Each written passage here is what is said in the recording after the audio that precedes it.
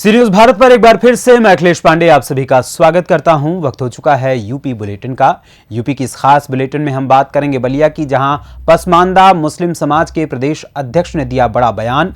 आगे चर्चा करेंगे ललितपुर की, जहां कन्या प्राथमिक विद्यालय कुम्हे डी में विदाई समारोह किया गया आयोजित और साथ ही पुरस्कार कार्यक्रम का भी किया गया आयोजन।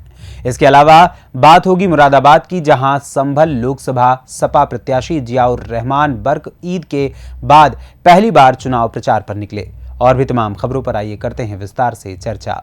खबर बलिया से, जहां भारतीय जनता पार्टी से भूतपूर्व प्रधानमंत्री स्वर्गीय चंद्रशेखर के पुत्र नीरज शेखर को टिकट मिलने पर पसमानदा मुस्लिम समाज के प्रदेश अध्यक्ष औरंगजेब आलम का बड़ा बयान सामने आया है। औरंगजेब आलम ने मीडिया से बातचीत में कहा कि बीजेपी ने जिसको टिकट दिया उन्हें किसी पहचान की जरूरत नहीं है। वो वर्तमान में राज्यसभा सांसद हैं और लोकसभा सांसद भी रह चुके हैं।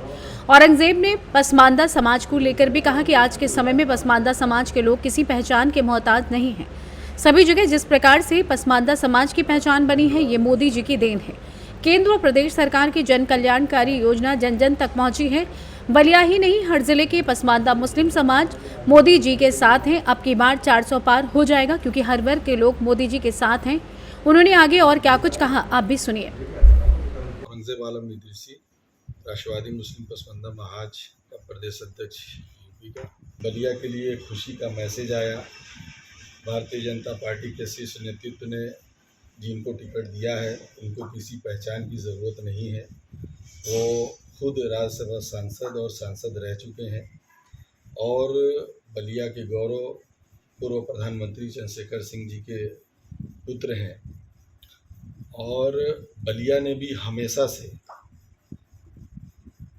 पूर्व प्रधानमंत्री स्वर्गीय चंद्रशेखर जी के समय या आप सांसद नीरज शेखर सिंह जी के समय बढ़ चढ़ के साथ रह के इनको जिताकर और बलिया के गौरव का इतिहास हमेशा बनाया है। हमें इस बात की, हम बलिया वासियों को खुशी हमेशा रहती है, गर्व रहता है कि हमारे यहाँ से, हमारे ज़िले से इस देश के प्रधानमंत्री रहे हैं। सबसे बड़ी बात यह है कि इस समय जो देखा जाए कि पसमानदा समाज या कहले मुस्लिम समाज किस तरफ करवट करेंगे, और आप क्या अनुभव है, क्या कहेंगे आप, क्योंकि आप एक पसमानदा समाज से आते हैं। देखिए, आज के टाइम में पसमानदा समाज को जिस तरीके से सारे लोग पहचान गए हैं, ये मोदी जी की ही देन है। माननीय मोदी जी ने जिस तरीके से पसमानदा मुस्लिमों को एड्रेस किया, उनको पहचाना, उनकी चर्चाएं की, और जो गवर्नमेंट की, सरकार की जन कल्याणकारी नीतियां हैं, जो उसके फ़ायदे हैं, चाहे सेंट्रल की हो चाहे उत्तर प्रदेश सरकार की हो, अंत्योदय तक खड़े एक व्यक्ति तक पहुंचाने का काम इस गवर्नमेंट ने किया है, जिसका सीधा साधा आज की डेट में दिख रहा है कि हर जनपद से, मैं केवल बलिया की बात नहीं करता, हर जनपद से पसमानदा मुस्लिम और भी गरीब मुस्लिम, हर गरीब मुस्लिम साथ में है। चूँकि आर्थिक कमजोरी में, शिक्षित कमजोरी में मुस्लिम परिवार ज़्यादा है, जिसमें पसमानदा मुस्लिम है ज़्यादा, वो सारे लोग भारतीय जनता पार्टी के साथ, माननीय मोदी जी, योगी जी के साथ खड़े हैं। और ये जो नारा है अब की बार 400 पार, ये ऐसे ही नहीं है, सारे समुदाय के लोगों की ताकत को जोड़ने के बाद ये नारा लगाया जा रहा है। तो जिस तरह से 2024 का चुनाव करीब है, मुस्लिम समुदाय के लोग के बारे में सबसे ज़्यादा किसने सोचा है और किसने बिल्कुल, ये भारतीय जनता पार्टी की गवर्नमेंट ने ही मुस्लिम पसमानदाओं के लिए जिक्र किया, बात किया, सोचा और उन तक लाभ पहुंचाया। आप मीडिया बंधु हैं, आप एक बार मुस्लिम घनी आबादियों में जाइए, आप उनसे पूछिए कि उन्हें फ्री गैस सिलेंडर मिल रहा है कि नहीं, उन्हें पूछिए कि उन्हें आयुष्मान योजना का लाभ मिल रहा है कि नहीं, प्रधानमंत्री आवास योजना का लाभ मिल रहा है कि नहीं, ऐसे तमाम राशन मिल रहा है कि नहीं। तो जो गरीब है उसी के लिए तो ये सारी सुख सुविधाएं हैं। पहले ये सब सुख सुविधाएं वहाँ से सेंट्रल से चलती थी, यहाँ आने के बाद उस लेवल तक नहीं मिल पाती थी। आज पूरा का पूरा लाभ गरीब परिवार को मिल रहा है और गरीब परिवार खुश है, वो चाहे जिस समुदाय का हो, जिस भी धर्म का हो, सारे लोग मिलजुल के अब की बार 400 पार के साथ भारतीय जनता पार्टी को माननीय हम सभी के यशस्वी प्रधानमंत्री मोदी जी को तीसरी बार प्रधानमंत्री बनाने में अहम योगदान। बलिया से सी न्यूज संवाददाता जेपी तिवारी की रिपोर्ट।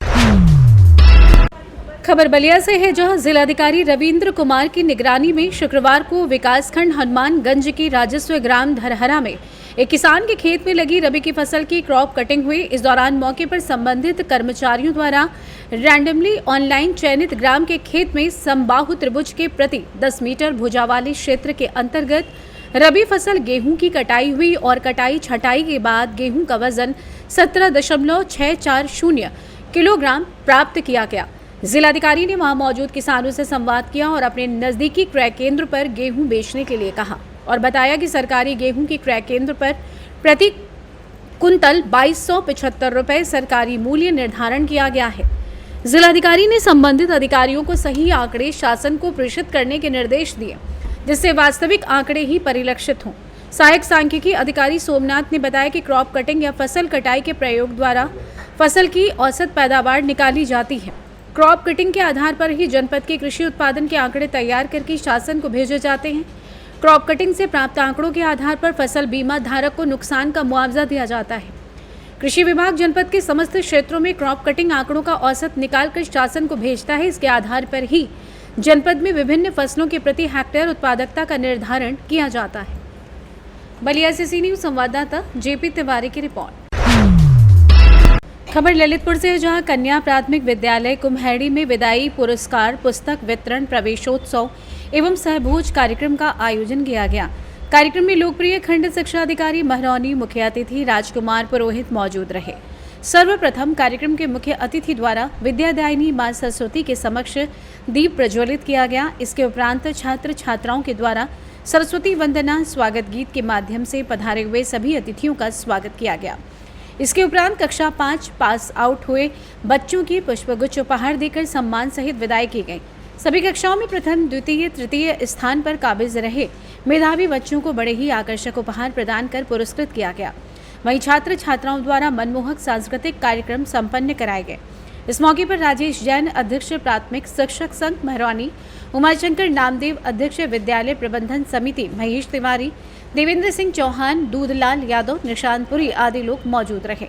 कार्यक्रम का सफल संचालन हरवंश रिछारिया द्वारा किया गया। कार्यक्रम में पधारे हुए समस्त अतिथियों का प्रियंका जैन द्वारा आभार व्यक्त किया गया। ललितपुर महरौनी से सी न्यूज संवाददाता ऋषि तिवारी की रिपोर्ट। खबर मुरादाबाद से, जहां संभल लोकसभा प्रत्याशी ने विधानसभा बिलारी के सपा विधायक से की मुलाकात, एक दूसरे से गले मिलकर ईद की शुभकामनाएं दी, साथ ही उनके द्वारा जनता से वोट की अपील भी की। आपके केंद्र में इंडिया गठबंधन की सरकार बनने जा रही है। उनके द्वारा मीडिया से बात करते हुए जमकर भाजपा पर हमला किया। उनके द्वारा कहा गया कि लगातार भाजपा सरकार द्वारा झूठे वादे किए गए। उनकी नीतियों को जनता अच्छे से जान चुकी है। जनता देश में बदलाव चाहती है। खासकर संभल लोकसभा जनता एवं मुरादाबाद लोकसभा की जनता से अपील करना चाहूंगा कि अब की बार इंडिया गठबंधन को आपका वोट देकर कामयाब बनाएं और हमारी सरकार बनते ही घोषणा पत्र के आधार पर जनता के कार्य किए जाएंगे। संभल लोकसभा में आज नामांकन का पहला दिन है, जिससे कुछ प्रत्याशी द्वारा नामांकन प्रक्रिया शुरू कर दी गई है। जियाउर रहमान द्वारा कहा गया कि अपने मौजूदा नेताओं और विधायकों से बात कर नामांकन की प्रक्रिया आगे बढ़ाई जाएगी। आइए जानते हैं इस विषय में संभल सपा लोकसभा प्रत्याशी जियाउर रहमान ने आगे क्या कुछ कहा। जी हमारे दरमियान नहीं है। माननीय अखिलेश यादव जी ने मुझ पर विश्वास जताते हुए टिकट दिया है और बिलारी विधानसभा पर मैं आज माननीय विधायक फ़हीम साहब जो मेरे बड़े भाई हैं उनका उन्होंने ईद मिलन और होली मिलन का प्रोग्राम रखा है, उसमें हाजिर हुआ हूँ बिलारी विधानसभा में। क्योंकि हमारे बड़े भाई उम्रे पर गए हुए थे, इसलिए मैंने उस समय जैसा आपने कहा कि आपने अभी वो नहीं किया है, तो इस वजह से अभी हमारा ज़्यादा भ्रमण का कार्यक्रम यहाँ नहीं लग पाया है। और अब जो चलेगा वो कार्यक्रम और लोकसभा क्षेत्र में बाकी विधानसभा में काफ़ी मैं घूम चुका हूँ, जनसंपर्क और सभाएं की हैं और मुझे इस चीज़ की खुशी है कि सिर्फ मुसलमानों को नहीं बल्कि सारे धर्म बिरादरी के लोगों का वोट माननीय अखिलेश यादव जी के साथ में है। और इस बार जो वोट रहेगा वो भारतीय जनता पार्टी की नीति के खिलाफ इंडिया समाजवादी को मजबूत करते हुए इंडिया गठबंधन की सरकार बनाने के लिए पड़ेगा। आज जैसे कि मुरादाबाद में सपा की बातों और सारे किए गए मुझे सुनकर के उनकी ये बात हंसी भी आती है और अफसोस भी होता है कि कम से कम इस टाइप की बात उनको करना चाहिए जिनके घर खुद शीशे के हुआ करते हैं, वो दूसरे घरों पे पत्थर नहीं मारते, जिन्होंने खुद लोगों से झूठ बोल करके, गुमराह करके, धोखे दे करके सरकार बनाई थी इस प्रदेश और देश के अंदर। और जो जब वादा पूरा करने का वक्त आया तो कहा कि ये तो जुमला था, हमने जो बोल दिया था। और वो आज समाजवादी पार्टी को कह रहे हैं। समाजवादी पार्टी ने जितने भी अपने मैनिफेस्टो के अंदर वादे किए थे उनको लगभग सभी को पूरा करने का काम किया है। और भारतीय जनता पार्टी एक ऐसी झूठी पार्टी है जिसने सबसे पहले 2014 में जब सरकार बनाने से पहले कहा था कि हम हर नागरिक के, जबकि मामला पुराना हो चुका है, लेकिन उनकी इस बात पर मैं बताना चाहता हूँ कि हम हर नागरिक के खाते में 15 लाख रुपए डालने का काम करेंगे। 15 लाख तो छोड़िए, किसी के खाते में 1500 के 15 रुपये भी इन्होंने नहीं डाले। और फिर उसके साथ साथ इन्होंने कहा था कि हम काला धन वापस लाएंगे। काला धन वापस तो नहीं आया, हाँ, बल्कि इस देश का जो गरीब सभी धर्म समाज के लोगों की खून पसीने की कमाई थी, उस धन को भागने में, चाहे विजय माल्या हो, नीरव मोदी हो, वो पैसे को भागने में कामयाबी हुए। तो जो इस देश के चौकीदार बनते थे, इस देश के प्रधानमंत्री, वो फेल हो गए। तो इस वजह से भारतीय जनता पार्टी ने किसी वादे को पूरा नहीं किया, ना काला धन लाया, ना भ्रष्टाचार ख़त्म किया। महंगाई ख़त्म करने की बात थी, महंगाई ख़त्म तो छोड़ी, चरम पर है, कमर तोड़ महंगाई है। डीजल पेट्रोल की कीमतें आसमान को छू रही हैं, 100 रुपये के करीब पहुंच गई। जो गैस का सिलेंडर 400 रुपये का था वो आज 1100 रुपये पहुँच गया। रोज़गार, ख़ास तौर से मैं नौजवान हूँ, अपने नौजवानों के दर्द को समझ सकता हूँ। रोज़गार कहा था 2 करोड़ हम हर साल देंगे। अगर 2 करोड़ रोज़गार देते तो 10 साल में कम से कम 20 करोड़ रोज़गार होता। कोई परिवार नहीं बचता इस देश का जिसके घर में एक व्यक्ति नहीं जुड़ा होता सरकारी नौकरी से। तो इन्होंने कोई वादा पूरा नहीं किया और सिर्फ और सिर्फ देश को बांटने का काम करा है और अपनी सरकार बनाने के लिए किसी भी हद तक गए हैं। इसलिए इनको इस टाइप का सवाल उठाने से पहले अपने इन बारे में सोचना चाहिए कि हमने लोगों के साथ कैसा विश्वासघात करा है। कोई वादा पूरा नहीं किया, ना ही विकास का, ना ही देश को एक करने का, बल्कि लोकतंत्र ख़त्म करने के प्रयास में ये लोग लगे हुए हैं। आज मैं सर्व समाज से ये अपील गुजारिश करता हूँ कि आप सब लोग अपने संविधान को, अपने लोकतंत्र को बचाने के लिए, अपने देश को आगे बढ़ाने के लिए इंडिया गठबंधन को हर जगह, सिर्फ संभल लोकसभा नहीं बल्कि प्रदेश और देश के अंदर जहाँ भी गठबंधन है, इंडिया गठबंधन को वोट दे करके सरकार बनाते हुए देश को आगे बढ़ाने का काम करें। जैसे कि इंडिया गठबंधन को लेकर राहुल जी ने और प्रियंका जी ने भी बोला है और सपा मुखिया अखिलेश जी ने भी बोला है, जिनका परिवार नहीं वो परिवार को क्या जाने। और मोदी परिवार को लेकर जनता के बीच पहुँचे, उस पर क्या कहिए? तो कह रहा हूँ, परिवार की बात करने वाले पहले अपने परिवार होता है तो तब परिवार की बात करते हैं। जब सही कहा उन्होंने, चाहे हमारे नेता माननीय अखिलेश यादव जी हों या हमारे माननीय राहुल गांधी जी या माननीय प्रियंका गांधी जी हों, जब परिवार के दर्द को वही समझ सकता है जिसका अपना परिवार होगा। जो खुद अपने परिवार को हक नहीं दे सके तो वो पूरे दूसरे लोगों को हक कैसे दे सकते हैं। और हकीकत ये है कि जो इंडिया का 140 करोड़ की आबादी है, मैं पूछना चाहता हूँ, अगर आपको इस परिवार की इतनी फिक्र है तो जब इतनी महंगाई बढ़ रही है तो आपने क्या करा इस देश के लिए, क्यों बैठे रहे? जब इस देश के अंदर महंगाई बढ़ रही है, भ्रष्टाचार बढ़ रहा है, तो आप क्यों खामोश बैठे रहे? जो रोज़गार के लिए नौजवान तड़प रहे, किसान 1 लाख से ज़्यादा आत्महत्या कर चुके, तो आप कहाँ सो रहे थे?